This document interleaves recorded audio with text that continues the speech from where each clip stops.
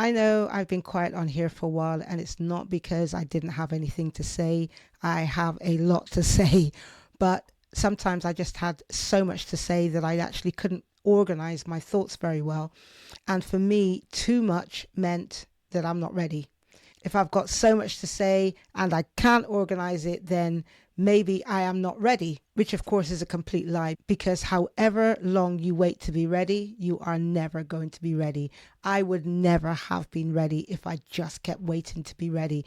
And sometimes it's breaking things down into smaller segments and expanding on them rather than looking at things from a massive whole and then trying to condense it, if that makes sense. It's kind of the way my brain works. I won't say what my daughter says to me all the time. She just keeps telling me, "Mummy, you're ADHD."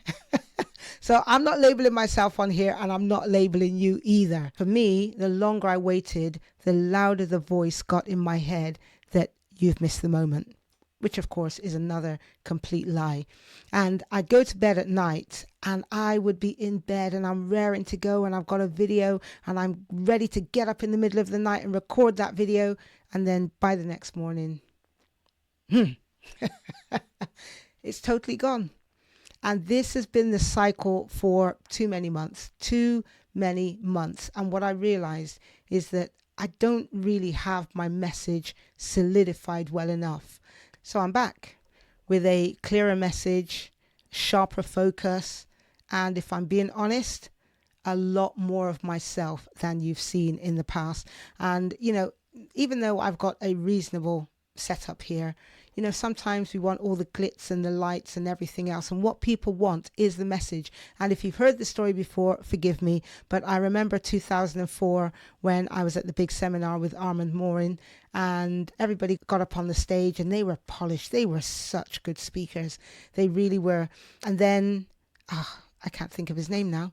Anyway, I think he was the first guy on the internet to make 1 million in 24 hours. I still can't remember his name, but it doesn't matter. But he got up there and he was so awkward. He couldn't hold the microphone. He kind of turned the microphone kind of like this. And he didn't know how to speak to the crowd. And he kept umming and ahhing. He was probably the worst speaker in the room, I'm being honest with you. But guess what? Before he could even finish speaking and he was talking about the program that he was about to sell, everybody in the room got up. Well, not everybody, because I didn't, but a lot of people in the room got up and they were at the back of the room buying his stuff. That didn't happen to any of the other speakers. And so sometimes we're focusing more on the technology, the light in the microphone, the studio, the background, and what people really want is a message. What people want is you, because they want to know what your experience is. And when I'm speaking to you right now, I'm speaking to moi. It is my message, and it's my message where I talk about purpose, where I talk about identity, where I talk about your voice. And I am not talking about the loudness of your voice or whether you're an introvert or an extrovert. I am talking about the real you, that when you speak, when you act, when whatever you do it out of your real self and not actually from what society has created you to be. Because this is what I am finding, especially now with social media. And I know everybody blames everything on social media, right? Which isn't totally the case. But social media has been a major influencer in people losing their voices, because somebody goes online and they see how a particular manager got certain accolades for doing certain things. And it's like, well, why don't you do it like this? And then somebody sees a speaker and it's like, why don't you do it like this speaker? When you have to be you, I have to be me. And guess what? The more you change to blend in with other people, the more you are going to find that you're going to lose your voice, because then you are going to be under pressure to perform. You're going to be under pressure to fit in.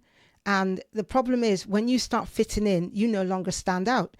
You are no longer you. Now, I can be a little bit edgy, right? I can be a little bit controversial. I am not necessarily going to go with the status quo. And I'm being honest with you, for years, I just kept saying to God, I don't know whether I can do this. I don't know whether I'm seasoned enough, as it were, to say certain things. I'd listen to certain preachers and I'd think, I don't agree with that because, that's not in the Bible. And I would think, well, who am I to actually challenge them? And for years, I would say to God, I don't want to be that speaker. But guess what? If something is wrong, I am going to blatantly call it out within reason, because I'm not here to create a ministry tearing down other ministries, and I want to be an influence to the influencer. And if I'm going to be an influence to the influencer, I have to influence in the way that I influence, so that I give the influencer the permission to influence in the way that they influence. You get me? So that's the other thing.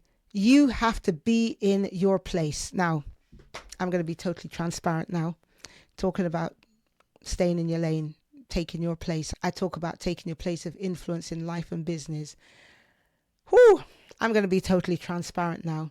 For a number of years, I've been focusing more on the business path. When I first started doing the Influential Woman podcast, when I first started the Influential Woman full stop, I was focusing more on the whole woman, her purpose, who she was. And I didn't necessarily call it identity, but I talked about perspective. And when you have a perspective that's a God perspective, then you are going to think like God thinks, and you're going to do like God does. But I focused so much on the doing, and I didn't know how to package it, how to put it together, how to help women find their purpose. And I found it really difficult. And then I would hear some of these gurus saying, oh, you can come to a seminar and I bet you in a weekend I can show you what your purpose is. And I'm thinking, liar. No, you can't, because purpose is something that somebody has to find themselves. I can't tell you what your purpose is. I can pull your pearls out, or as I call it, mine your pearls. I can mine your pearls and actually help you to identify that thing that you should be doing. But the problem is, if I identify that thing that you should be doing, or even if you identify that thing that you should be doing, and you focus on purpose, what people tend to do is focus on the doing. But they're doing the doing without understanding the being.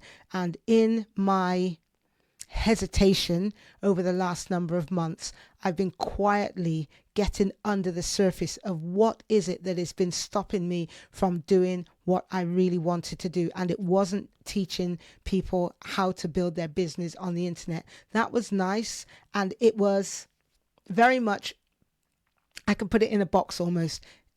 Do this step and then this step and then this next step.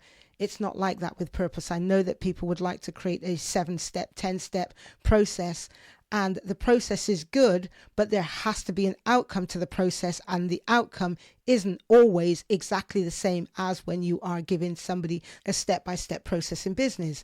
Because what people want at the end is, I know that this is what I was born to do.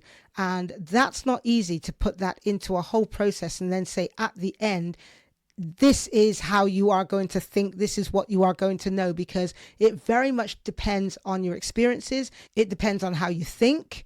It depends on what you are thinking and why you are thinking certain things, which all come from your experiences in life. And so I had to kind of take a step back and say, what is it that causes the executive in the business to be passionate about what they wanted to do once and then suddenly regress? I was speaking to my husband today, and we were talking about doctors and nurses, and sometimes how they get into a profession and they have got a real passion to actually help people, but then when they get in to doing that thing, they lose their passion. How do they lose their passion? Because suddenly, instead of doing all of the caring, it tends to be, give them a pill, give them this medicine, put this Band-Aid on.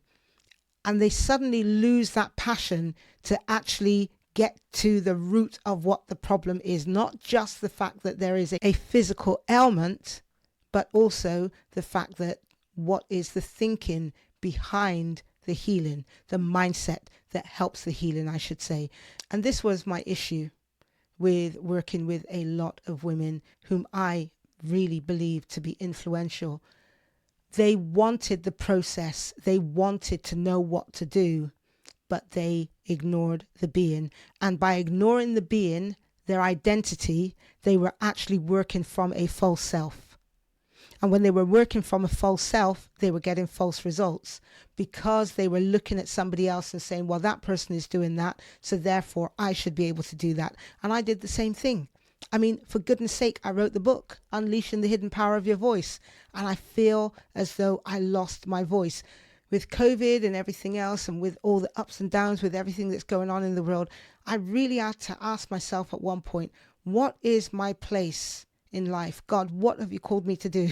And it's really strange because I felt like Abraham at times, right? Where I was getting nothing. And I'm like, God, why are you being quiet on me? And it's because God had already spoken. God said to me once, focus on just one thing and leave the rest with God. And I tussled over that. What do you mean by that, God? And I know that part of it was a practical thing. I want you to put certain things down, but the focusing on one thing.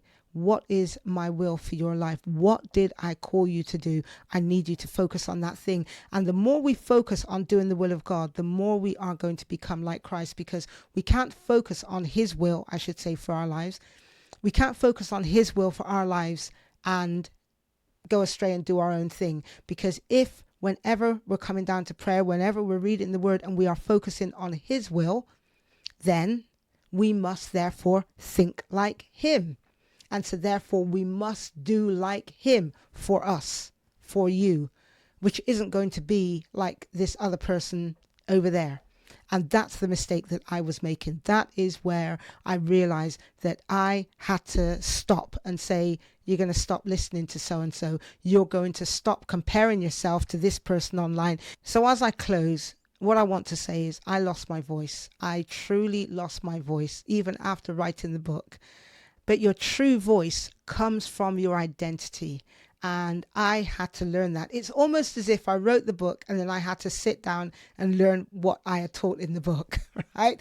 And I had to realize that your true voice comes from your identity. I need something, I need the thing, identity, before I go and do the thing, my purpose. And this is what I want to focus on from here on in this podcast.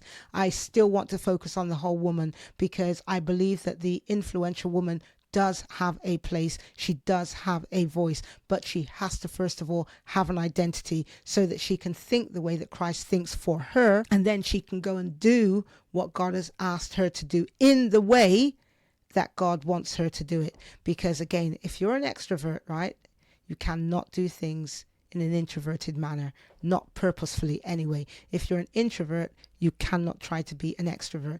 And this is the thing that I want to highlight right here before I end this podcast episode. Just because you're an introvert does not mean that you lack influence. Just because you're an extrovert does not mean that you have influence. It's not about your loudness. It's not about your brashness. It's not about your exuberance or lack of exuberance, whether you're quiet or whatever. It is, are you genuinely being you? Are you doing what God called you to do? Are you being who God called you to be? Whether it's in your workplace, in your church, in your community, in your business, wherever it might be, are you truly being you, or are you trying to mirror somebody else? So what I'm going to do, I'm going to be mining your pearls, and I'm inviting you to come back to have your pearls mined. Okay, that's it for this episode of the Influential Woman podcast, and I will see you in the next episode. Ciao for now.